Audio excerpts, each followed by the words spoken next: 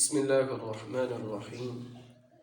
آج انشاءاللہ العزیز ازواج انبیاء کی جو شان و عظمت ہے، اسی ٹاپک کے اوپر ہماری گفتگو ہوگی۔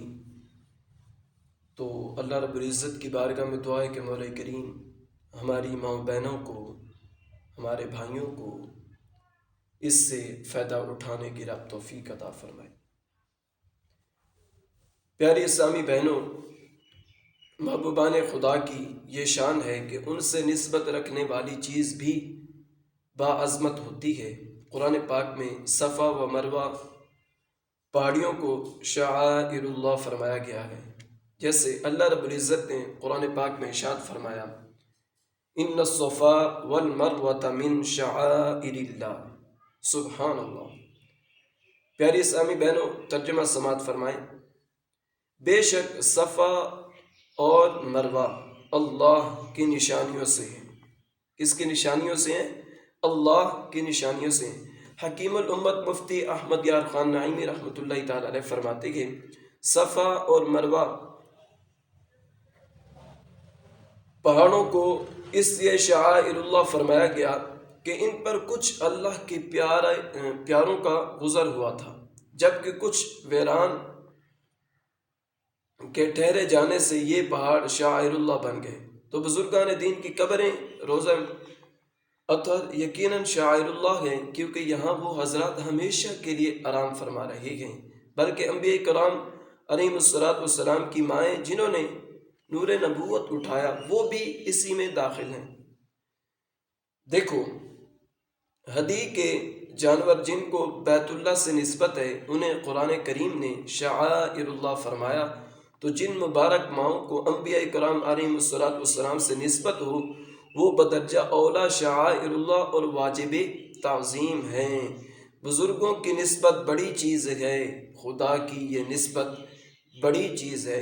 پیاری پیاری اسلامی بہنوں، خدا را آپ اپنے بچوں کو اچھا بنائیں۔ اگر آپ کے بچے علماء بن گئے، عالم دین بن گئے، قرآن کے حافظ بن گئے، حدیث کے حافظ بن گئے، تو آپ کی نسبت آپ کے بچوں کے ساتھ ہوگی۔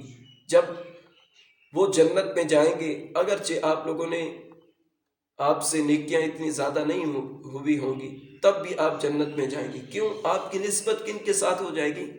اپنے عالم دین بچوں کے ساتھ، اپنے حافظوں کے ساتھ، جنہوں نے اپنے بچوں کو حفظ کروایا ہے، ان ماؤں کی نسبت اپنے بچوں کے ساتھ ہوگی کہ ہم نے ان کو حفظ کروایا، اور وہ دنیا میں بھی سرخرو ہوں گی اور آخرت میں بھی سرخرو ہوں گی۔ اسی طرح وہ خوش نصیب خواتین جن کو ایمان لانے کے ساتھ انبیاء کرام علیہم السلام کی زوجیت یعنی زوجہ ہونے کا شرف بھی حاصل ہوا، وہ بھی بہت شان و عظمت والی ہیں۔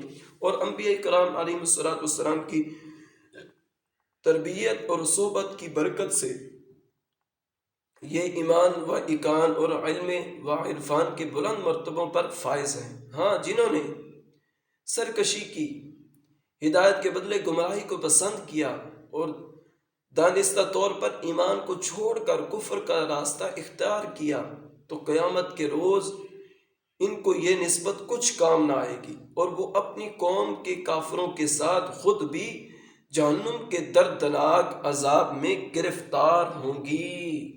جیسے پیاری اسلامی بہنوں، حضرت نوح علیہ السلام کی زوجہ و اہلیہ اور حضرت لوط علیہ السلام کی زوجہ و اہلیہ کا حال ہے۔ قرآن پاک میں ان دونوں کے بارے میں اللہ رب العزت نے ارشاد فرمایا، ضرب اللہ مثلا للذین کفروا امرأة نوح وامرأة لوط كانتا تحت عبدین من عبادنا صالحین فخانتاہما فلم یغنیا عنہما من اللہ شیئا وقیل ادخلا النار مع الداخلین۔ ترجمہ کنز ایمان۔ اللہ کافروں کی مثال دیتا ہے، نوح کی عورت اور لوط کی عورت، وہ ہمارے بندوں میں دو سزاوار قرب مقرب بندوں کے نکاح میں تھی، پھر انہوں نے ان سے دغا کی تو وہ اللہ کے سامنے انہیں کچھ کام نہ آئی، اور فرما دیا گیا کہ تم دونوں عورتیں جہنم میں جاؤ جانے والوں کے ساتھ۔ اس آیت سے معلوم ہوا کہ اے ایمان کے بغیر بزرگوں کی صحبت قیامت میں فائدہ نہیں دے گی، نیز یہ کہ کفار کے لیے نبی کا رشتہ یا نبی کا نسب کام نہیں آتا، اور یہ بھی معلوم ہوا کہ قیامت میں ہر شخص اس کے ساتھ ہوگا جس سے دنیا میں محبت کرتا تھا۔ اے پیاری پیاری اسلامی بہنوں، یہ بھی مسئلہ سماعت فرما لیں۔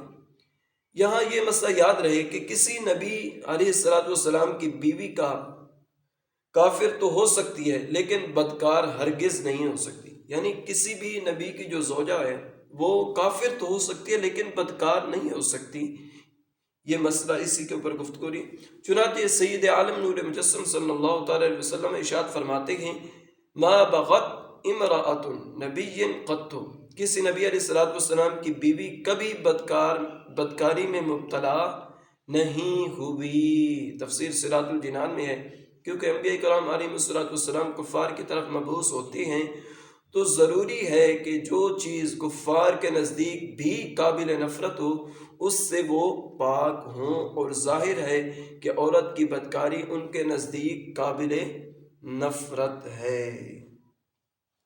اور یہ بھی مسئلہ سماعت فرما لیں کہ زوجہ نبی سے نکاح کرنا جو ہے حلال تھا کہ ناجائز تھا کہ حرام تھا؟ زوجہ نبی سے نکاح کرنا جو ہے اس کی حرمت جو ہے آپ لوگوں کے سامنے میں بیان کرتا ہوں۔ نبی علیہ السلام کے دنیا سے پردہ ظاہری فرمانے کے بعد ان کی زوجہ کو کسی اور سے نکاح کرنا حرام ہوتا ہے۔ کوئی بھی نبی جو دنیا سے گزرا ہے، آج کل یہ قادیانی دجال جو ہے، یہ جھوٹا دجال جو ہے، جو اس کے ماننے والے ہیں، ان کو میرا یہ پیغام ہے، اور بدبختو جھوٹو اس سے سبق حاصل کیا کرو کہ کسی اور سے نکاح کرنا جو ہے حرام ہوتا ہے۔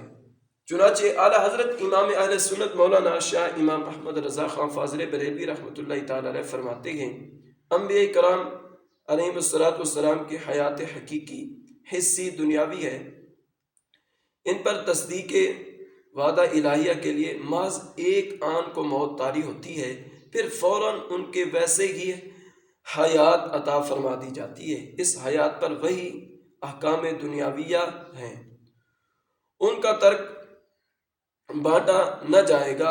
ان کے ازواج کو نکاح حرام ہے، نیز ازواج مطہرات رضی اللہ تعالیٰ عنہ پر عدت نہیں، وہ انبیاء کرام علیہ السلام کی اپنی قبور میں کھاتے پیتے نمازیں پڑھتی ہیں۔ امہات المومنین یعنی سید المرسلین صلی اللہ تعالیٰ علیہ وسلم کی ازواج مطہرات رضی اللہ تعالیٰ عنہ سے نکاح کی ممانعت کے متعلق پارہ 26 سورۃ الاحزاب کی آیت نمبر 53 کے اندر یہ بات موجود ہے۔ اللہ رب العزت نے ارشاد فرمایا، وَمَا كَانَ لَكُمْ أَن تُؤْذُوا رَسُولَ اللَّهِ وَلَا أَن تَنكِحُوا أَزْوَاجَهُ مِن بَعْدِهِ أَبَدًا وَمَا كَانَ لَكُمْ أَن تُؤْذُوا رَسُولَ اللَّهِ وَلَا أَن تَنكِحُوا أَزْوَاجَهُ مِن بَعْدِهِ أَبَدًا۔ ترجمہ کنز الایمان ہے، اور تمہیں نہیں پہنچتا کہ رسول اللہ صلی اللہ تعالیٰ علیہ وسلم کو ایذا دو، اور نہ یہ کہ ان کے بعد کبھی ان کی بیویوں سے نکاح کرو۔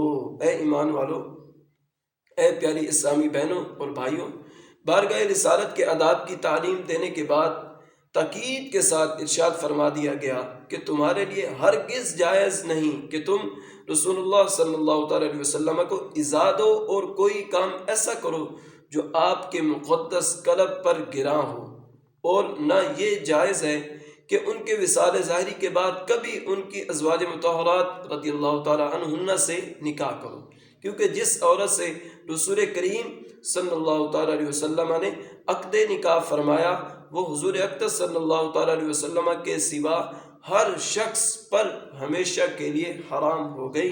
اسی طرح وہ کنیزیں جو باریاب خدمت ہوئی اور قربت سے سرفراز فرمائی گئی وہ بھی اسی طرح سب کے لیے حرام ہیں۔ ایک اور مقام پر اللہ رب العزت نے ارشاد فرمایا، النبی اولا بالمؤمنین من انفسہم وازواجہ امہاتہم۔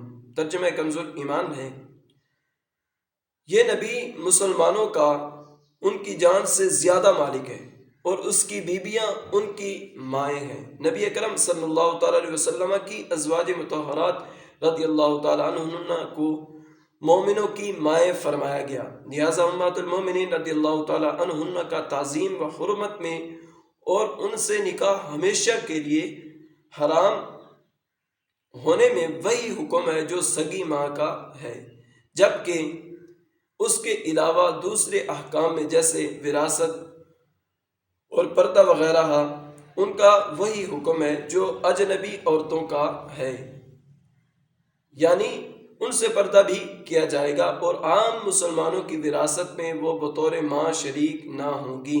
نیز امہات المومنین رضی اللہ تعالیٰ عنہ کی بیٹیوں کو مومنین کی بہنیں اور ان کے بھائیوں اور بہنوں کو مومنین کی ماموں اور خالہ نہ کہا جائے گا۔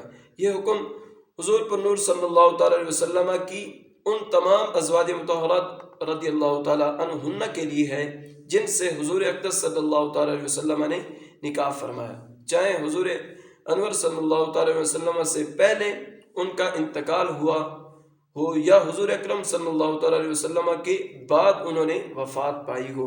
یہ سب کی سب امت کی مائیں ہیں اور ہر امتی کے لیے اس کی حقیقی ماں سے بڑھ کر لاحق تعظیم و واجب الاحترام ہیں۔